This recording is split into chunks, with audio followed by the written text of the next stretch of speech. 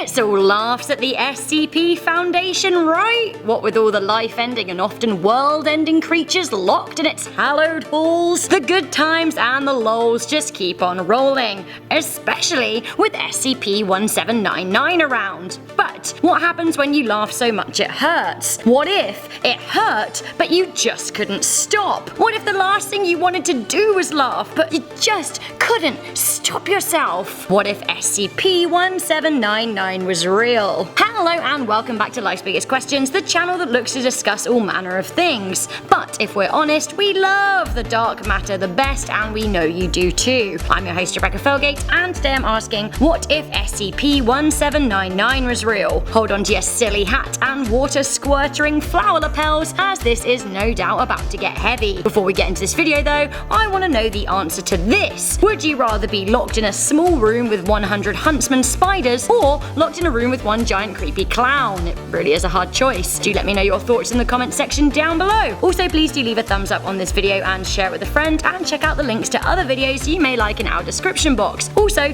links to the people who went into making this video. Do stick around to the end, where I'm just gonna try laughing for as long as I possibly can, because why not? So SCP-1799, Mr. Laugh himself. According to SCP lore, 1799 is contained in a soundproofed humanoid containment cell containing other Misters, quote unquote. Presenting as a generic looking clown, the SCP looks like a male, has skin devoid of pigmentation, big feet and a round red nose. Notably, SCP-1799 is short. The Foundation case files claim that the creature is 1.2 meters tall, making him around 4 foot. Very short for a grown male. Also, notably on the small of the clown's back, the SCP has a tattoo that reads Mr. Laugh from Misters, copyright by Dr. Wondertainment. Under any circumstances, people must never engage in verbal conversation with this creature, as anything that the SCP vocally communicates will be interpreted as a joke by those listening. They'll begin laughing uncontrollably. They'll laugh until they rupture their stomachs or fall over and hit their heads. They will laugh until they can no longer breathe.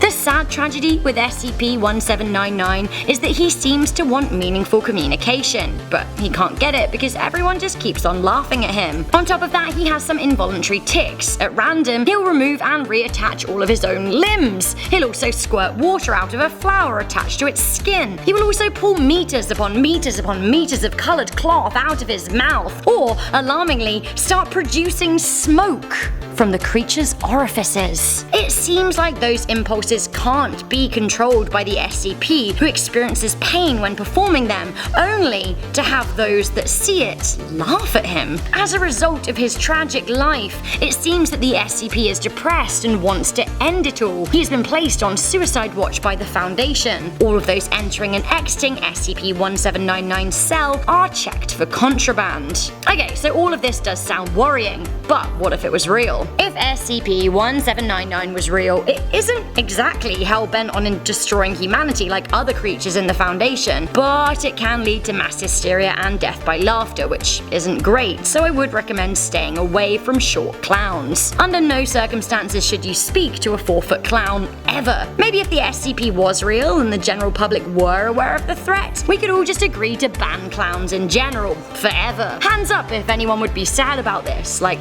do we really need clowns? Whoa, steady on there, Rebecca. If that doesn't sound like another video title for this channel, I am not sure what does. But like, do we though? In the modern age, do many people really go to the circus? Commedia dell'arte and harlequinade are old performance art forms, and we have modern day clowns and buffoons to laugh at, like Homer Simpson for example. The world really wouldn't be that awful if we just got rid of them. In fact, I would argue it would be better. No more creepy clown sightings, no more accidental run-ins with SCP-1799. Sure, McDonald's would need to change their branding, but honestly, I am so over Ronald anyway. If SCP-1799 were real, I imagine I wouldn't be the only one that feels sorry for him. It doesn't really seem like his fault that he's causing chaos. Sure, contain him in the SCP Foundation, but can't we find him a friend? I'm sure that there would be people like me out there campaigning for rights for Mr. Mr. Laugh? Can we hook him up with someone? Are there any short, non-threatening SCPs that we can introduce him to? Although, to be totally fair, we probably don't want Mr. Laugh to be romantically interested in his new pal, especially if they're seemingly female, because I have no idea if SCPs can crossbreed, but if they do, well, that sounds like a disaster waiting to happen. Maybe it would be best if he could meet another SCP like him. When he was found with a note that read,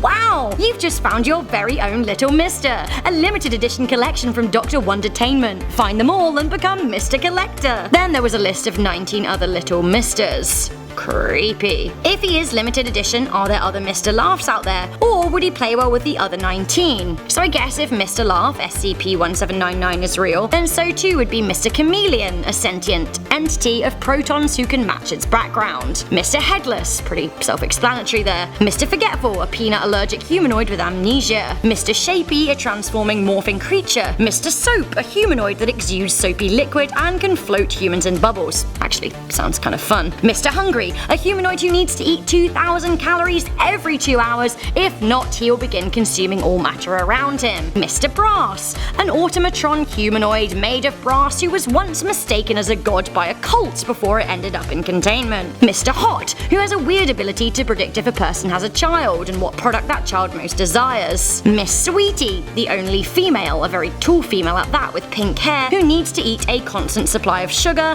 and sends males, specifically males, into diabetic comas and sometimes turn them into hard candy. Yum. Mr. Life and Death, an SCP that goes through the entire cycle of life and death every 75 minutes. Mr. Fish, a humanoid which is just like me other than the fact that he has a head for a fish. Why we don't know. Mr. Moon, a man whose face appears and disappears along with the lunar cycle. The discontinued and mysterious Mr. Red. Mr. Money, who sells themselves to humans for their possessions. Mr. Lost, an SCP free of containment who simply wanders the earth. Mr. Mad, who wears a straitjacket, who indeed does seem somewhat kooky. Mr. Scary, who is a partially submerged steel structure with a large saltwater reservoir. He corrodes people on sight. Mr. Stripe, who has a baffling ability to turn people into, you guessed it, stripes. And Mr. Lie, but we aren't supposed to know about him. So this video has taken a bit of a turn, because what are all of these misters, and who is this mysterious Dr. Wondertainment, and why did he create 20 strange circus-like creatures with a loose theme of capitalism and consumerism? Isn't it pretty sketchy? What does it all mean? If SCP-1799 was real, along with all of the other little misters, I would be looking for the Doctor,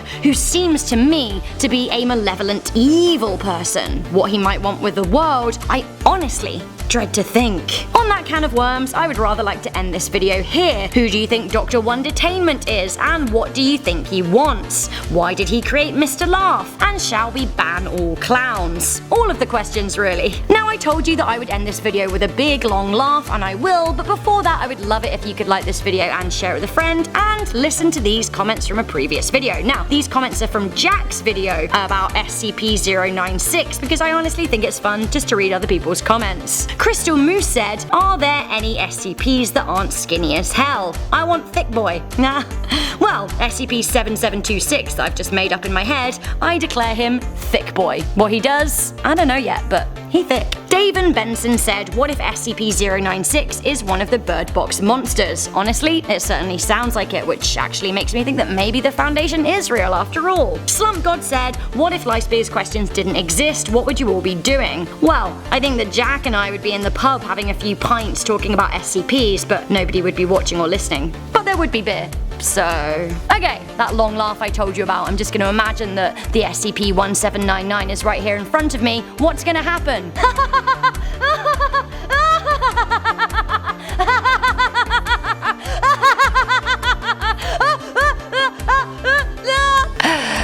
Oh, thank you guys for watching this video. I've been your host, Rebecca Felgate. Do click on that thumbs up button. Stick around for more videos in the future, but until then, stay curious, stay alert, and never ever stop questioning.